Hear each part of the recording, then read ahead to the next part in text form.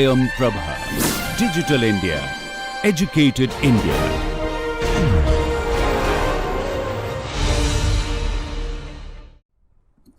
Hello everyone.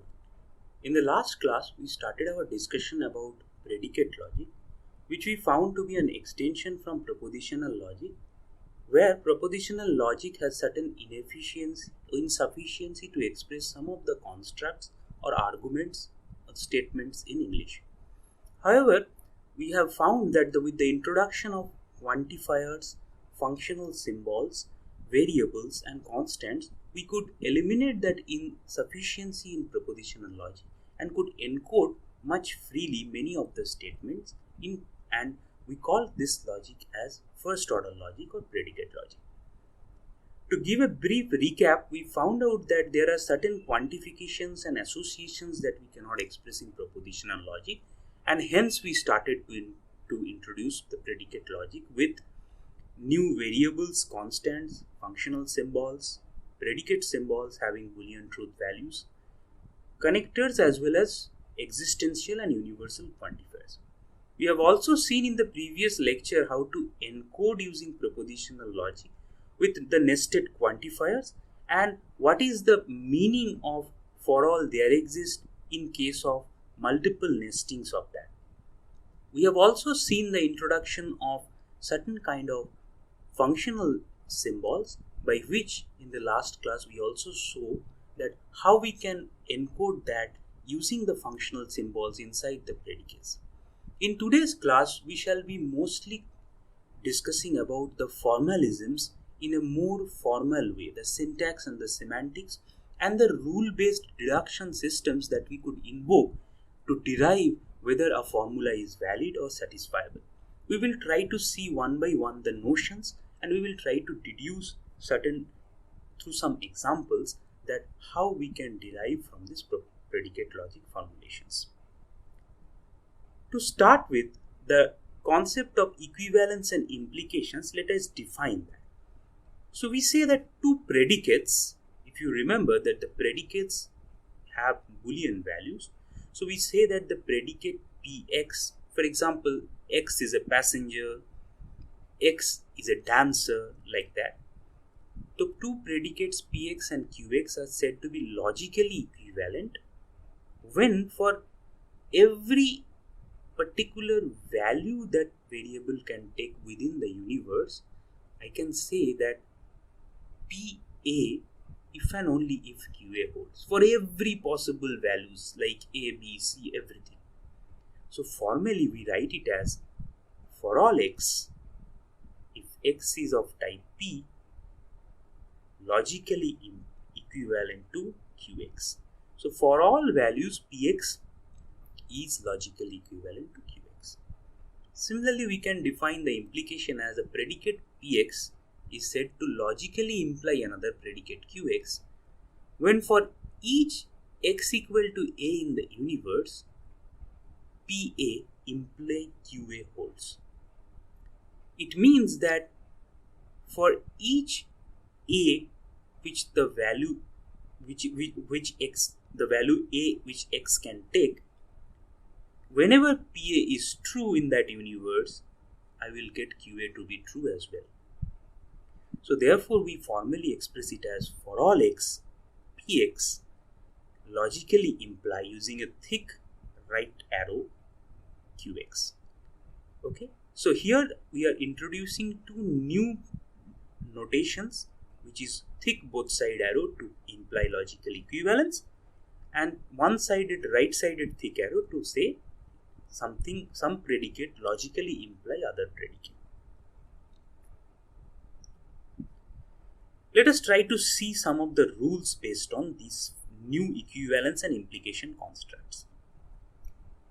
If you try to say that there exists x where the predicate Px and Qx both are true together, so if this is the case, the left side, there exists x, Px and Qx, then it means since both are true, so for that particular x or for that x that you have taken, Px is true, along with that Qx is true.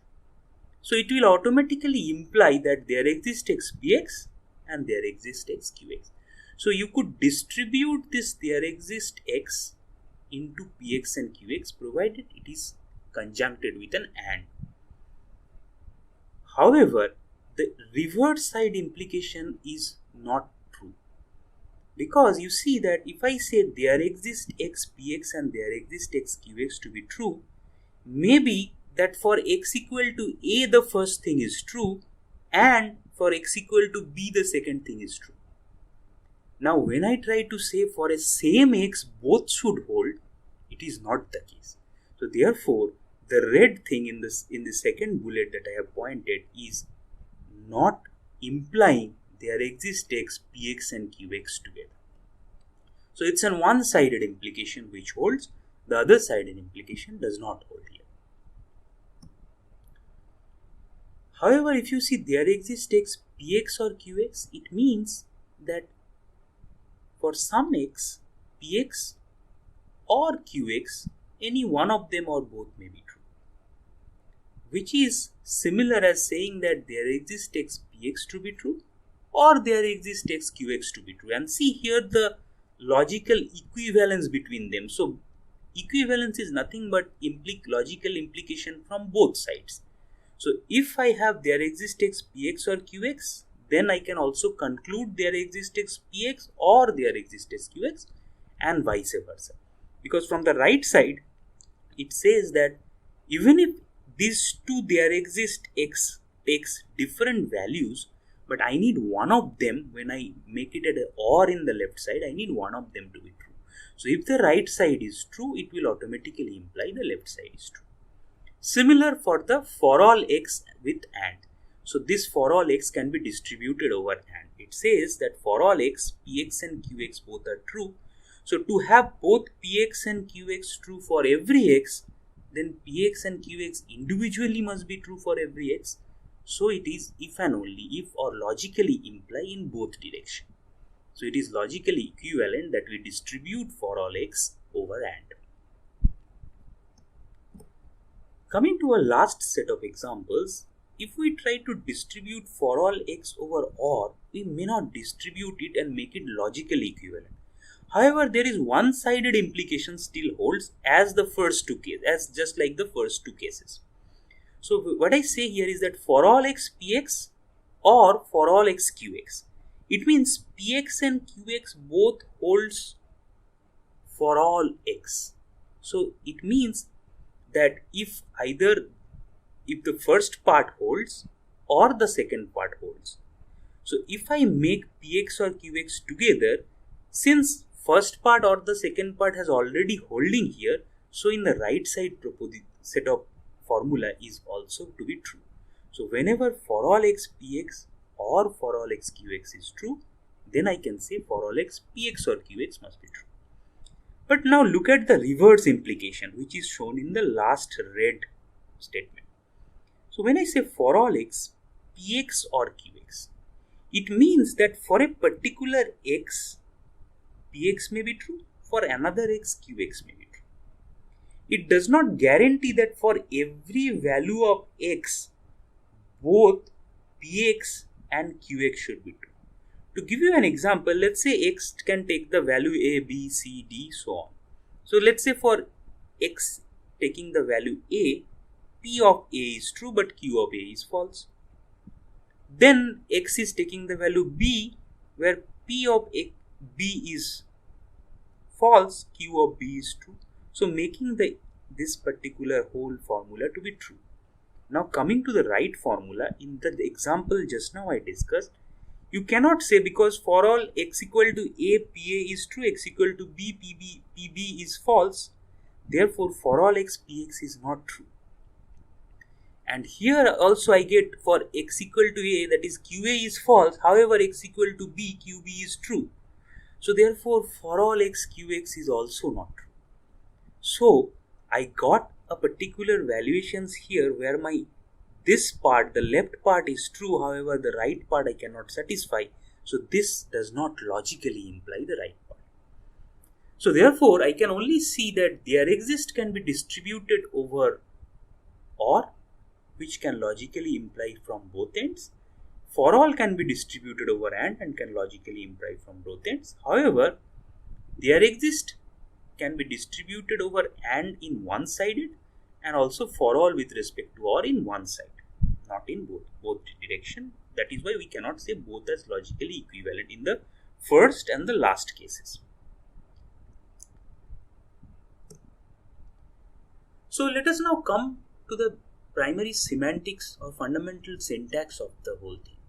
So we have introduced certain thing called variables, constants, predicates and functions. Let us try to see one by one what does the semantics mean.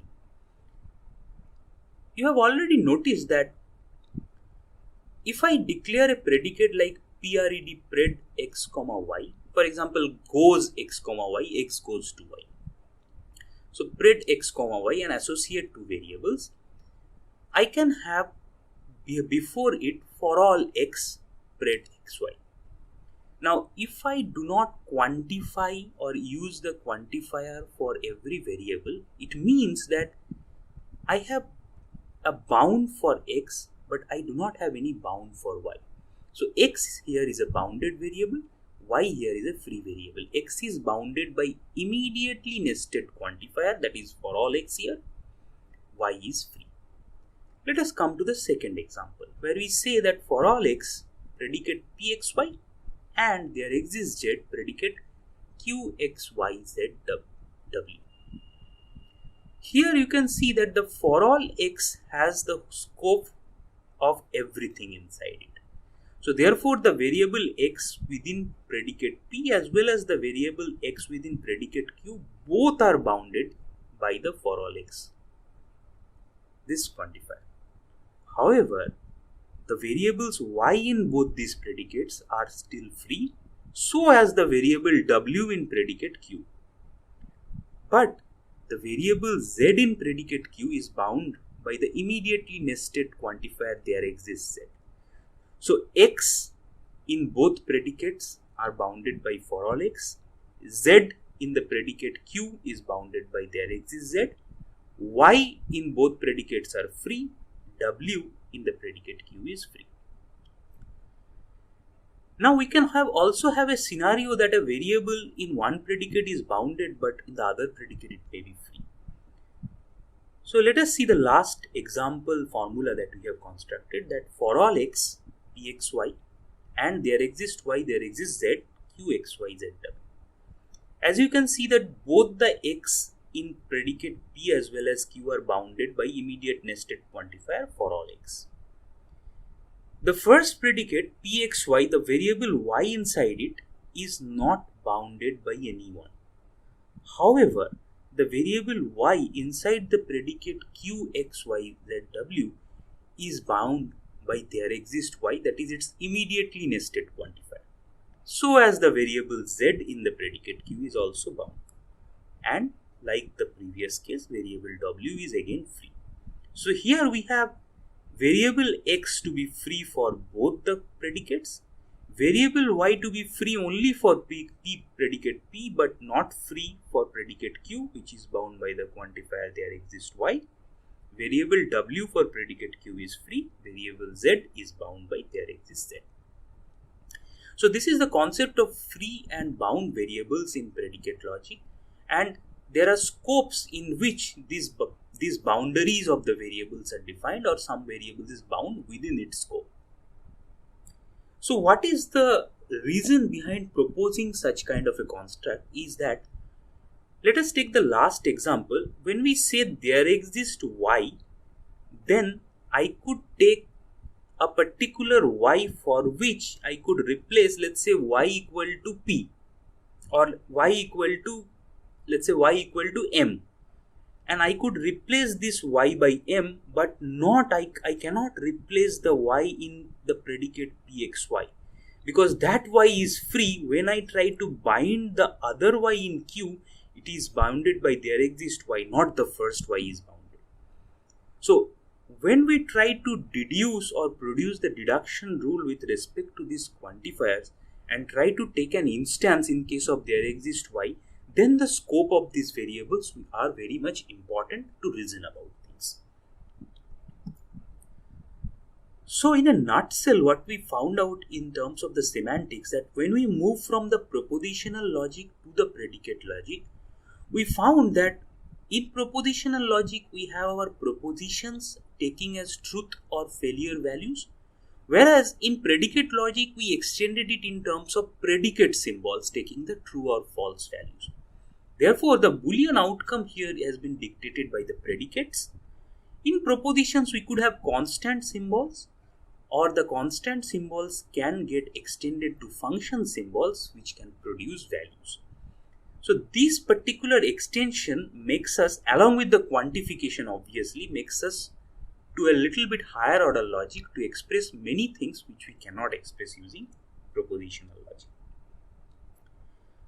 However, you could also see the fact that quantification is eligible only for variables to be quantified. It does not allow you for the symbols or the name of the predicates or the name of the functions to be quantified. For example, you cannot say, if we define, let's say px is your predicate, let's say x is a passenger, so pass x as we have defined, I cannot say there exists p. So this is not in the particular scope or in the syllabus of predicate logic anymore. So we cannot quantify the name or the symbols, predicate symbols and functional symbols. Similarly, when we say greater than age of x is greater than age of y, where age is my functional symbol, I cannot say there exists age. I can give for all x, for all y, which are the variables participating inside it, but I cannot take the name of the function symbols and the predicate symbols as quantifications. So this is one thing that is restricted in this first order or predicate logic. With this premise, we can come to the formal terminology and the semantics of predicate logic. The constant symbols are, let's say M, N, O, P, these are the constant symbols. We have variables inside it. We have function symbols with different sets of arguments, but finite set of arguments as of we have defined. We have predicate symbols, which gives us true false values or Boolean values, and it can also take variables as arguments. Remember that the predicate symbol can also take function symbols as its arguments, as we have seen in the greater than function taking age of x and y as arguments. We have Boolean connectors as we have seen in propositional logic, and we have quantifiers like for all and there exist. We define something called as a term, that my variable as well as my constant symbols are terms. So x, y, z, m, n, o, p are terms. Now, if ti is a term and f with k parameters is a functional symbol, f which can take k number of parameters is my functional symbol, then f with those terms, k number of terms, together forms a term. So what we are trying, so let me tell you what we are trying to reach here. In all the previous examples, we have denoted or encoded the arguments in terms of a formula. And we have seen that the predicates can take inside it as arguments functions. So there could be nestings in the quantifications. So can we somehow recursively define a formula? That is our ultimate goal. That what is the basic or what is the fundamental nomenclature through which we could represent the semantics of a formula? Here we go. We say that a formula, or a well-formed formula to be more precise, we will denote everywhere the formula as the well-formed formula, is recursively defined as, when we say a proposition itself is a well-formed formula. If ti are the terms and p is a predicate which can take k number of arguments, then p of those terms is a well-formed formula too. Remember that these terms are defined as variables, constant symbols and functions, and as you can see that predicate can take variables, constant symbols like dancer, Anushka. So Anushka is a constant symbol, dancer X is a predicate, so it can take that. So that is a well-formed formula. If F1 and F2 are well-formed formulas, so all the Boolean compositions of it, not of F1, F1 and F2, F1 or F2, F1 implies F2, all are well-formed formulas. If Px and also there are more arguments is a predicate symbol, where the meaning of X, why I put here X is the fact that I want to indicate that X is a free variable in this predicate. Then we can bound that by for all X P, that predicate Px dot dot dot, and there exists X that predicate Px dot dot dot. These forms again the well-formed formulas. So therefore we can say that there are two kinds of recursive constructs that we can define. One is term in terms of variables and constants participating inside the functions. And finally our formula or well-formed formula, to be more precise, which is propositions itself, predicates taking terms, two well-formed formulas which are conjuncted using Boolean connectives, a predicate with a free variable bounded by for all X or there exists X. This is the recursive definition of the formula, and all the formulas that we have encoded or deduced in our previous examples follow either of any set of rules that are defined recursively here. So this is the formal semantics or the terminology for the predicate logic, and over this terminology we define the whole predicate logic in a formal manner. Now with these definitions we could also now come that how do we interpret the values that we say that the function can take any value which can be non-Boolean. How do we say that the predicate can take the outcome of the predicate could be true or false? So what is the meaning of that? As you can see that a variable or a constant can take certain values. So that means there is a domain from where the set of elements or values are chosen in every interpretation, unlike the interpretations in propositional logic where we say that every variable can take true or false value. Here every variable as well as every constant can have certain valuations from a set of elements which we call as a domain. Now when we try to interpret a function, it means that this function will take certain arguments. Here there are n arguments, and it will produce a value. So let's say the value it produces are from the set of elements of domain D. Then it just defines a mapping from these products of these domains. So all possible combination of values of this domain. For example, if we say that we will define a functional symbol called sum xy, denoting that the sum of x and y, x plus y. So this is a function which will, let's say if x and y has the domain of integer values, so this will produce as an outcome an integer value. So it will map from one integer that is characterized by x and every other integer that is characterized by y, and produce a new integer which will be the sum. So this means that every possible valuations of x can be added with every possible valuation of y to form a particular domain.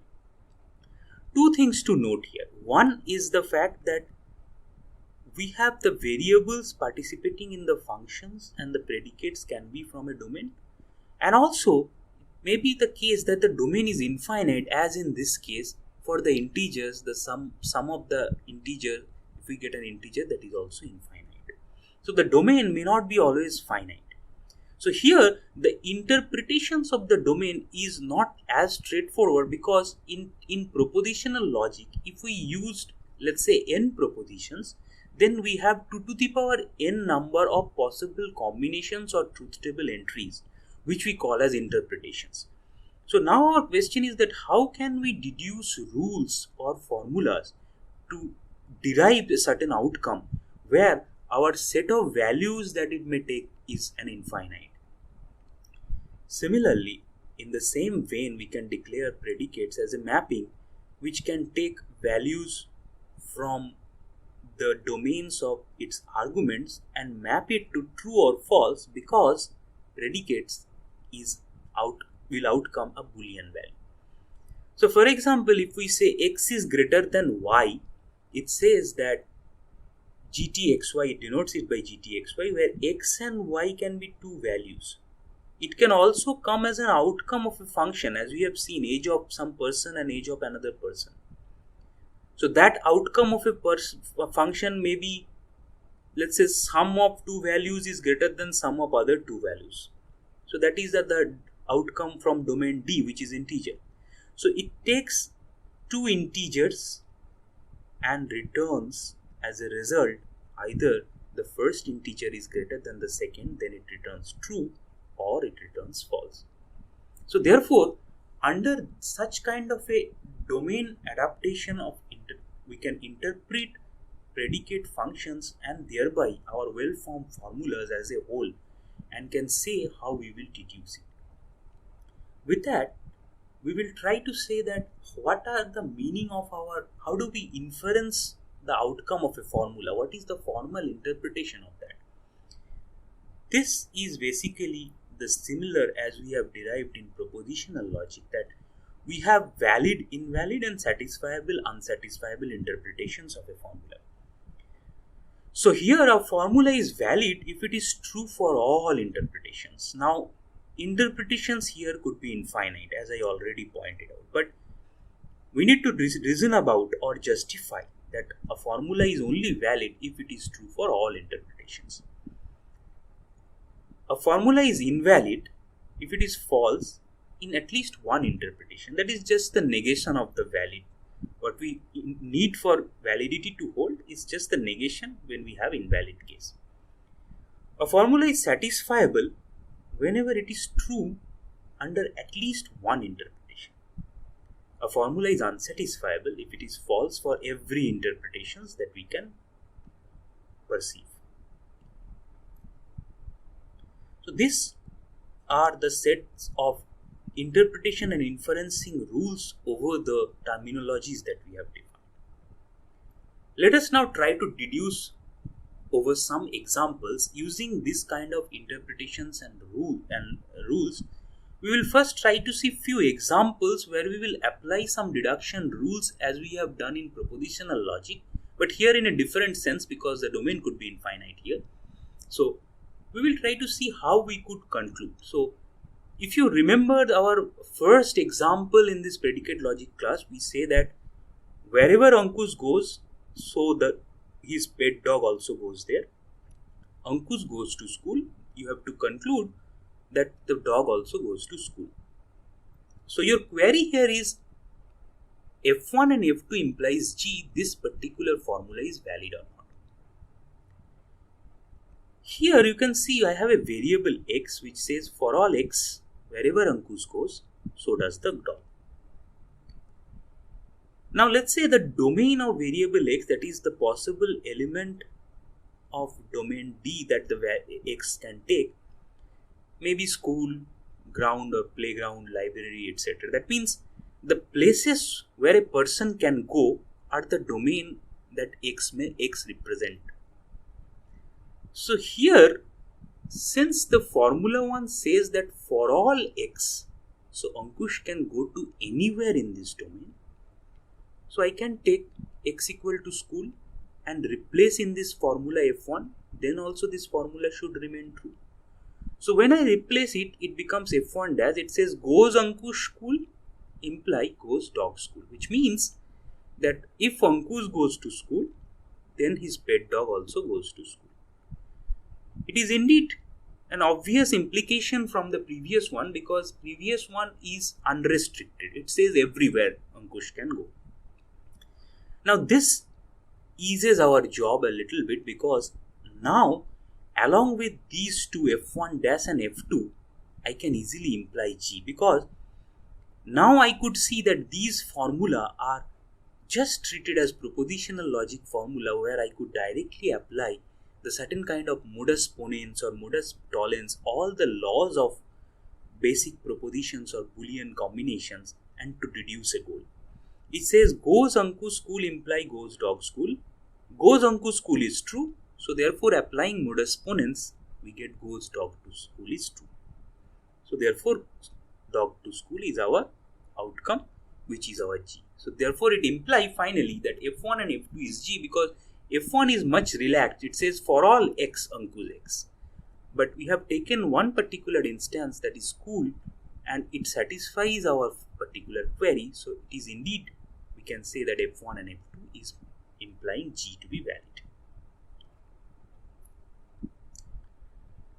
Let us take the second example, that no contractor is dependable, or in other sense for all contractors they are not dependable, which is encoded as F1.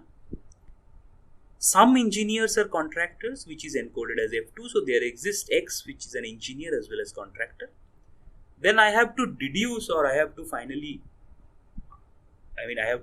reason about whether some engineers are not dependable. So the query is that if F1 and F2 implies G is valid or not. Here also, let us try to figure out that since it has been written that, look at the second formula, that there exists X, so some engineers are contractors. And as per the logical intent of the formula, I want to say there are some engineers obviously in this group, from where I represent there exists X. So from that group, let's say A is an engineer from that group who is a contractor as well. So therefore, if I say X equal to A, then the second formula translates to engineer A and contractor A. Now if you look at the first formula is more generic because it does not have any restriction of any person or any people. So it says for everyone, if he is a contractor, he or she is a contractor, then he or she is not dependable. So therefore, if that person is A, then also this formula is true. So I can change, or I can rewrite F1 as F1 dash with a particular instance A as contractor A implies not dependable A. So what essentially I have done by choosing a particular instance for Formula 1 and Formula 2, instead having a variable or having this quantification of sum every, I have pointed it in terms of proposition alike predicates which now say true or false value for that particular person. Now the goal asks me that can I have such a person who is engineer and not dependable?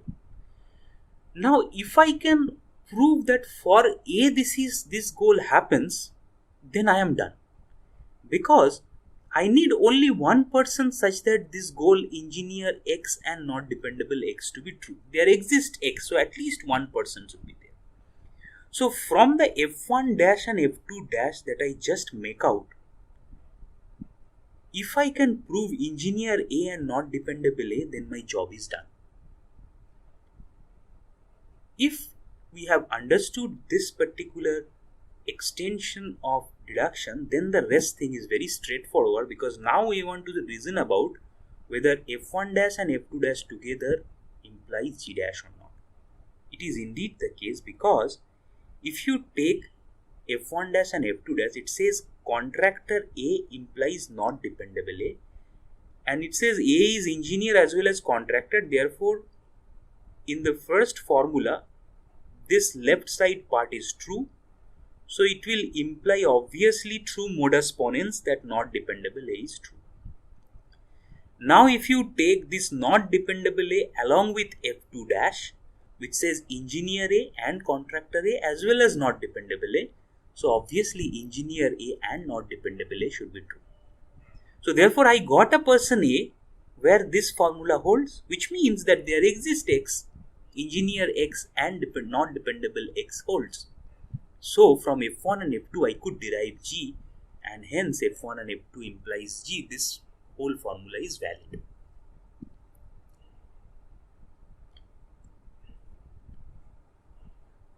Now, in the previous examples, we have seen some ad hoc basis. We have trying to deduce certain kind of outcomes and thereby trying to prove the validity or satisfiability of a set of arguments. Let us try to formalize this a little bit. So here comes certain inference and deduction rules, a very elementary sets of rules, because many of the rules we could derive from that. So there are in particular two types of basic rules that we will follow. One is called the rule of universal specification, which says that if for all x px is true, so if px is a predicate and for all x px is true, then PA is true for each element A from the domain of X in the universe. If you look at the last example, we have done in the both examples for the formula F1. We have chosen an A and replaced that for all X with X equal to A, because since for all X holds, so for a particular value of that X within the domain also holds. So this is the first rule.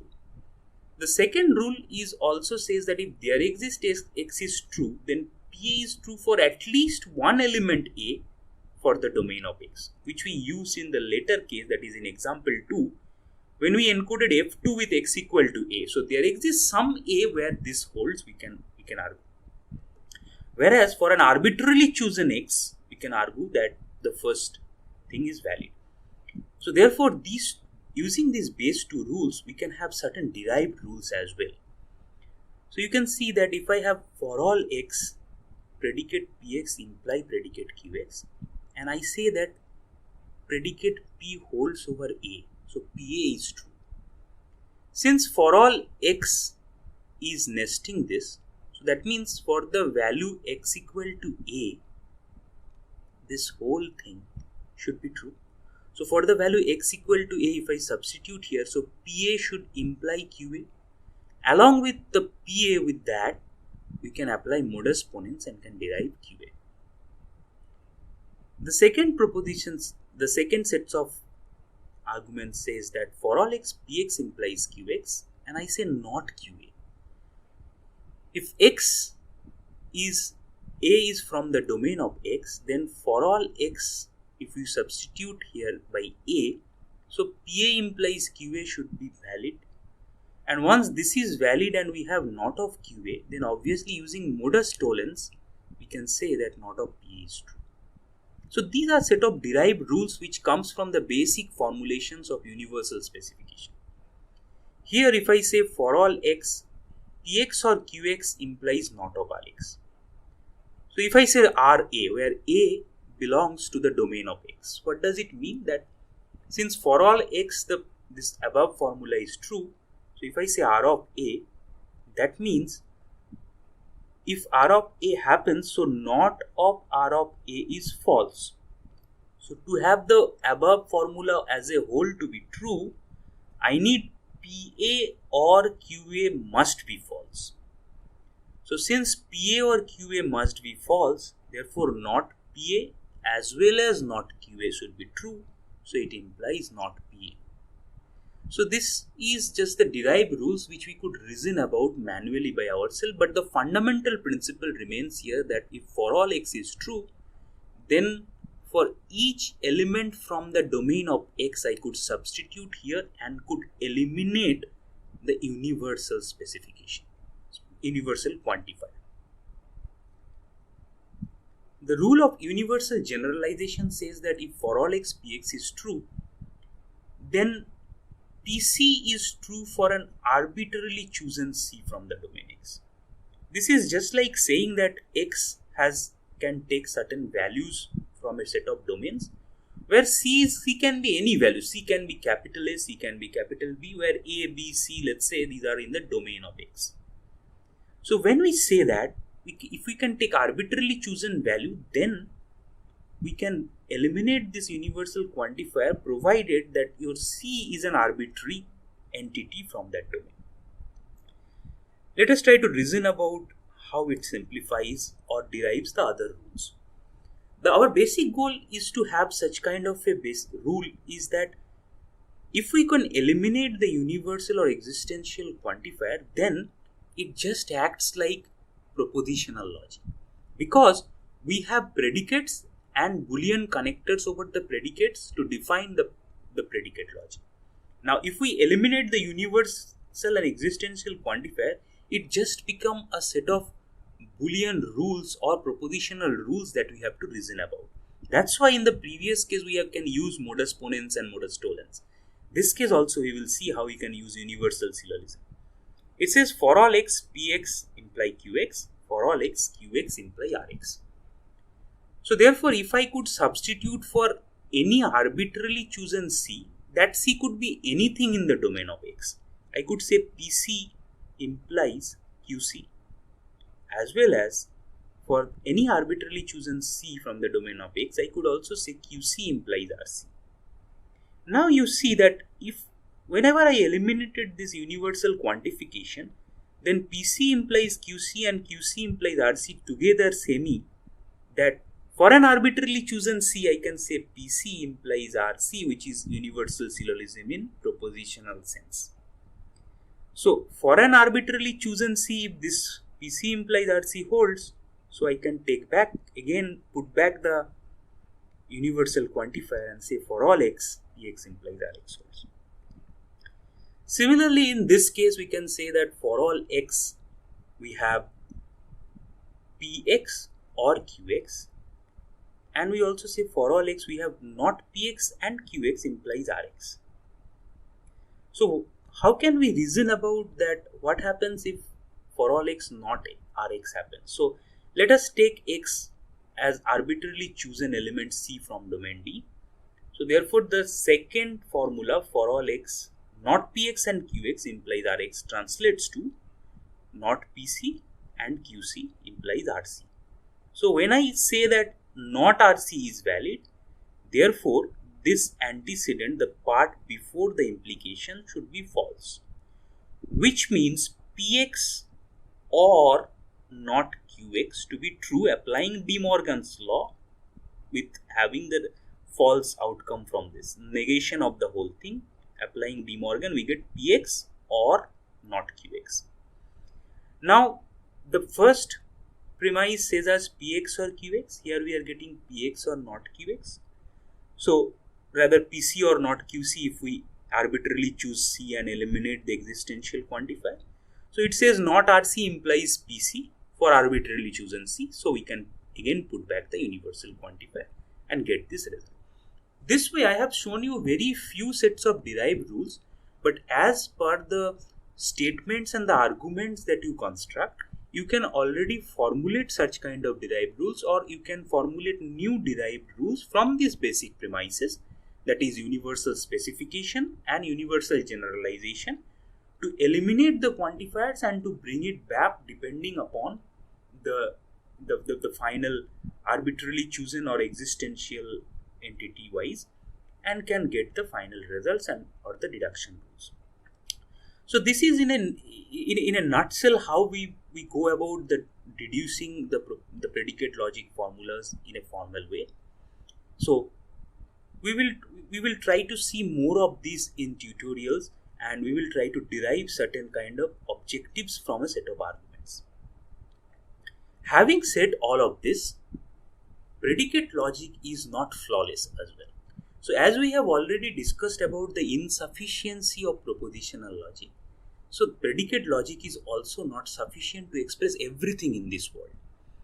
The only good part of predicate logic is that predicate logic can model any computable function. So anything that you could compute using your computer or in any computing machine, that can be expressed as a specification or logically using predicate logic and can be automatically reasoned out. Now there could be certain ways where we want to quantify symbols such as predicate symbols and function symbols that we are not allowed in, that is actually not allowed in predicate logic. For example, look at this formula. It says for all p, that predicate p with constant 0, and for all x, px implies this. So this somehow we do not write predicate formulas like this, right? Because we have said this is incorrect in terms of predicate logic. But this formula is a higher order formula where we also allow to quantify certain symbols, and we allow to quantify functions and predicates as for all and there exist. By the way, I left this is an exercise to guess what this formula expresses. A little bit of hint I have given. It's a very well-known and popular mathematical theorem that we are expressing it here. But what this expresses, I leave it to you to think about. Similarly, there are extensions of predicate logics which we call as temporal logics, which is primarily used to define and or specify program behaviors or the circuit level behaviors. All we are doing in predicate and propositional logic is to relate some events or some arguments in a particular world which are not connected with time. It's just what is happening now. Temporal logics, on the other hand, in addition to these, can also specify something which happens in future, something which can happen in all time, something which can happen in immediately next time. So it allows us with certain new types of logical constructs to relate to different universes evolving over in different time. To give you a better understanding with an example, you can always see that in a circuit, suppose you give an input, you get a response after certain time. Now, obviously, if you want to verify whether giving a particular input gives you a particular output after certain time, how do you express that in terms of a logic? So, temporal logic comes in rescue for those kinds of specifications. Finally, what you could say that there are certain specifications which we call as unsolvable, which cannot be expressed as well in predicate logic as well. So let us have this interesting paradox that can we express using predicate logic these following statements? The barber saves all those who do not save themselves. Does the barber saves himself? So look at this particular set of statements that the barber saves everyone who do not save them. So now the question is, who saves the barber? So let's say there is a single barber in the town. This particular statement I can easily encode using our existing propositional or predicate logic. But those and only those who do not save themselves are saved by the barber. This creates a confusion that who saves the barber. If you say that the barber himself saves the barber, now this means that this will actually falsify the statement that the people who do not save themselves go to the barber. So barber, if the barber himself saves his purpose, then this statement is false, because if you cannot save, then you go to the barber is false. On the other hand, if you say that someone else saves the barber, that contradicts the first statement, which means that there is a single barber in the town. So this is a paradox which you cannot express, because these statements and the outcomes that we want to do comes as a contradictory sets of arguments, and we say that this is undecidable or unsolvable specifications which the logical entities cannot encode with. So with that, we come to a conclusion of predicate logic, where we have learned that how to use quantifiers, how to use functional symbols, predicates, and the variables in proper way to formulate certain arguments. We have also seen how to reason about those using certain deduction rules, primarily the existential and universal generalization and specification process. We have also seen that a well-formed formula can be recursively defined using its terms, and which are the functions and the predicates. We have also seen there are certain limitations of predicate logic which other higher order or other logics tries to address, but there are set of functions which are not computable, which cannot be expressed using predicate logic or others, because that gives us certain kind of undecidable events or the set of events in nature, and that's why predicate logic is proven to only express all the computable functions, not beyond that. Thank you.